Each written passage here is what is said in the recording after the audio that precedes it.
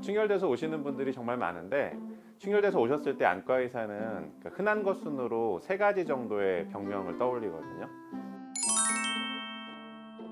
첫 번째로는 결막염이라고 해서 사람 눈을 이렇게 봤을 때 까만 눈동자를 제외한 나머지 부분하고 이렇게 눈을 뒤집었을 때 그 눈꺼풀 안쪽에 있는 빨간 부분, 거기를 결막이라고 해요. 그래서 거기 생기는 염증, 그래서 결막염을 하나 떠올리고, 두 번째로는 까만 눈동자에 생긴 염증, 각막염을 떠올리거든요.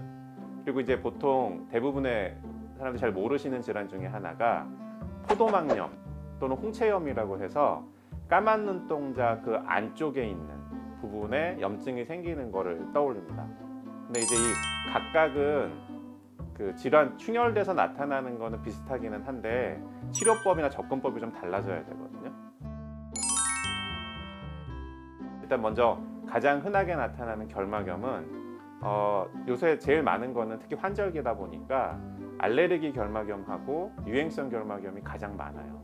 또 그 외에 뭐 기타 세균성 결막염도 나타날 수 있는데, 세균성 결막염은 매우 드문 편이라서 그럼 주로 알레르기 결막염과 유행성 결막염을 얘기를 하면 두 가지가 다 충혈되고 뭐가 들어가 있는 느낌이 자꾸 나고요, 시려요, 또는 뭐 찔리는 느낌이 나요, 눈곱이 끼는데요, 이렇게 얘기를 하시거든요.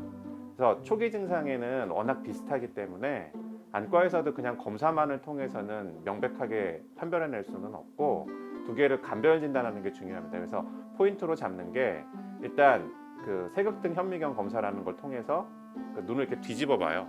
하얀 부분만 보는 게 아니고 눈꺼풀을 이렇게 뒤집었을 때 안쪽에 보이는 그 결막부를 보면 알레르기 결막염하고 유행성 결막염은 나타나는 양상이 약간 차이가 나거든요.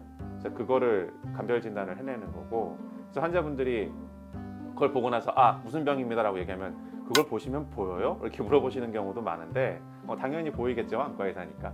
그래서 그걸 보고 알레르기인지 또는 유행성 결막염인지를 따지는 거고요.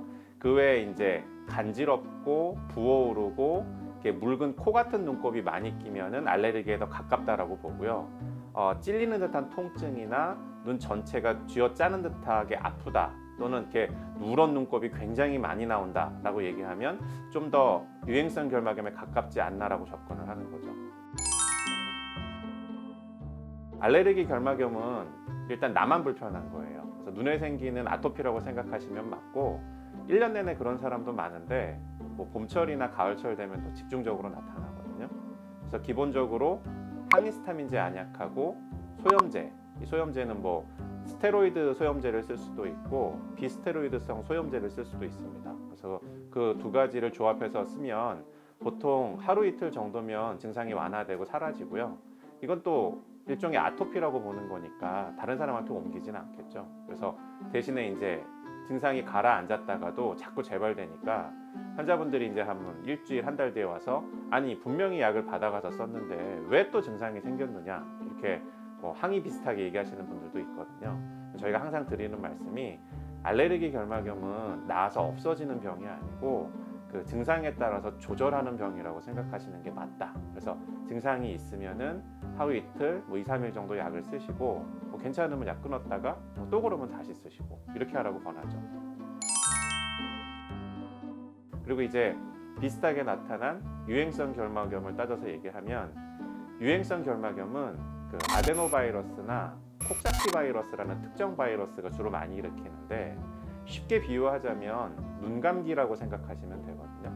그래서 감염 잠복기가 있어서 감염된다고 바로 증상이 나타나진 않고 대략 3일에서 5일 정도 시간이 지나면서 증상이 나타나죠. 근데 이거의 문제는, 증상이 시작돼서 병원을 오면 기본 치료가 강한 염증이 많이 생기는 질병이기 때문에 염증을 억누르기 위해서 치료를 해요. 그래서 뭐 항생제, 소염제, 소염제도 아까 말씀드린 것처럼 비스테로이드성 소염제, 그다음에 스테로이드성 소염제도 쓰고 연고도 쓰고, 또 경우에 따라서는 먹는 소염제까지 같이 처방을 하거든요.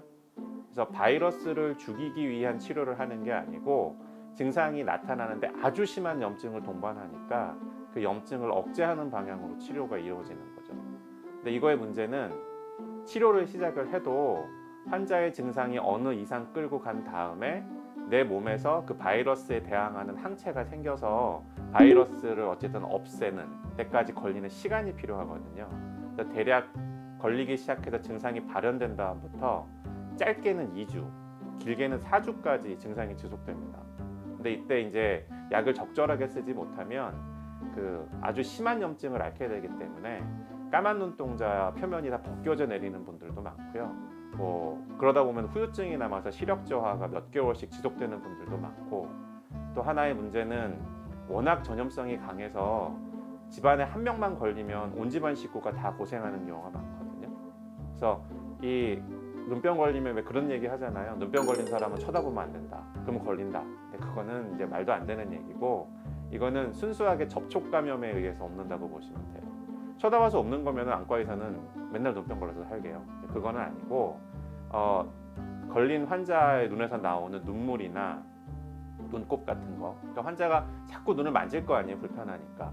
그걸 만지고 자기 주변의 물건을 만지고 나면 그 물건 표면에 묻어있던 바이러스가 다른 사람 손에 의해서 그 사람 눈으로 들어가면 바로 걸리는 거예요. 그리고 한쪽 눈에서 시작된 환자는 반대쪽으로 옮는 경우가 90%가 넘는데, 가장 큰 이유가 일단 세수하잖아요.